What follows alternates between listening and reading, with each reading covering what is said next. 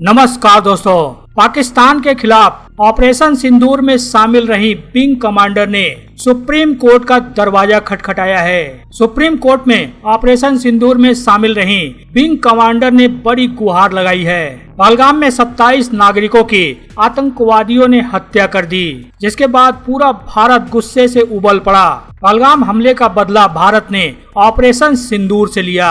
Operation सिंदूर में भारत ने पाकिस्तान के कई आतंकी ठिकाने को नेस्तो नाबूद कर दिया। ऑपरेशन सिंदूर की जिम्मेदारी देश की 2 शेरनी बेटियों कर्नल सोफिया कुरैशी और विंग कमांडर बेमुका सिंह के कंधों पर दिया गया था। इस जिम्मेदारी को उन्होंने बहादुरी के साथ निभाया।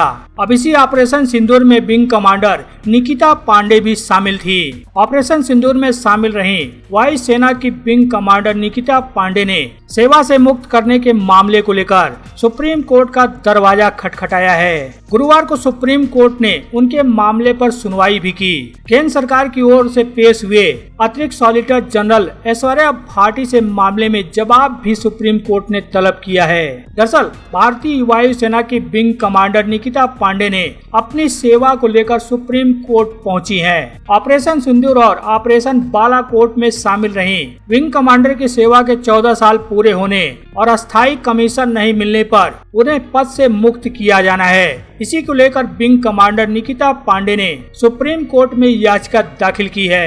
इस पर सुप्रीम कोर्ट में 2 जजों की पीठ ने सुनवाई की। इस पीठ में न्यायमूर्ति सूर्यकांत और न्यायमूर्ति एनके मेनन सिंह शामिल थे। गुरुवार को मामले की सुनवाई करते हुए पीठ ने विंग कमांडर निकिता पांडे की सेवा फिलहाल चालू रखने का आदेश दिया है। सुप्रीम कोर्ट ने भारतीय वायु सेना को निर्देश दिया कि वह महिला विंग कमांडर निकिता पांडे को अगली सुनवाई तक सेवा से न हटाएं। सुनवाई के दौरान पीठ के जज जस्टिस सूर्यकांत ने कहा कि हमारी वायु सेना दुनिया के सबसे बेहतरीन संगठनों में से एक है। अधिकारियों की प्रशंसा की जानी चाहिए। उन्होंने कहा कि उनके समन्वय की गुणवत्ता अद्वितीय है, इसलिए हम हमेशा उन्हें सलाम करते हैं। वे राष्ट्र के लिए बड़ी संपत्ति हैं। जस्टिस सूर्यकांत ने कहा कि उनके कारण ही हम रात में चैन से सो पाते हैं। जस्टिस सूर्यकांत और एन कोटेश्वर सिंह की पीठ ने पांडे की याचिका पर केंद्र और वायु सेना से जवाब मांगा है, जिसमें उन्होंने अस्थायी कमीशन से वंचित किए जाने को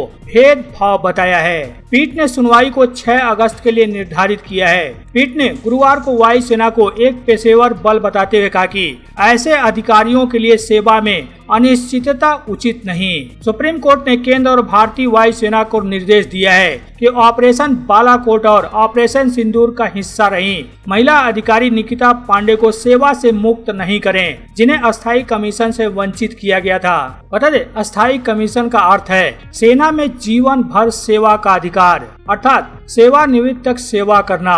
यह शॉर्ट सर्विस कमीशन एसएससी से अलग है, जो एक निश्चित अवधि जैसे 10 या 14 साल के लिए होता है। अस्थायी कमीशन प्राप्त अधिकारी रिटायरमेंट की आयु तक सेना में काम कर सकते हैं और पेंशन के हकदार भी होते हैं। निकिता पांडे के वकील ने सुप्रीम कोर्ट को बताया कि पांडे एक विशेषज्ञ फाइटर कंट्रोलर हैं। उन्होंने ऑपरेशन बालाकोट और हाल ही में हुए ऑपरेशन सिंदूर में सक्रिय भूमिका निभाई थी। उन्होंने भारतीय वायु सेना की एकीकृत कमांड और कंट्रोल सिस्टम में अपनी विशेषज्ञता से अहम योगदान दिया था।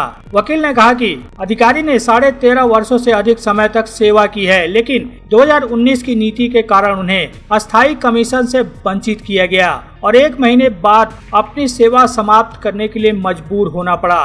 विंग कमांडर के वकील ने बताया कि अधिकारी देश में विशेषज्ञ एयर फाइटर कंट्रोलर की मेरिट लिस्ट में दूसरे स्थान पर रही हैं। पीठ ने अतिरिक्त सॉलिसिटर जनरल ऐश्वर्या भाटी से पूछा कि अधिकारी को अस्थायी कमीशन क्यों नहीं दिया गया, जिस पर भाटी ने तर्क दिया कि चयन बोर्ड ने उन्हें अयोग्य पाया। सॉलिसिटर जनरल भाटी ने कहा कि अधिकारी ने सीधे सुप्रीम कोर्ट का रुख किया बिना किसी प्रतिनिधित्व के और पीठ को सूचित किया कि एक दूसरा चयन बोर्ड उनके मामले पर विचार करेगा।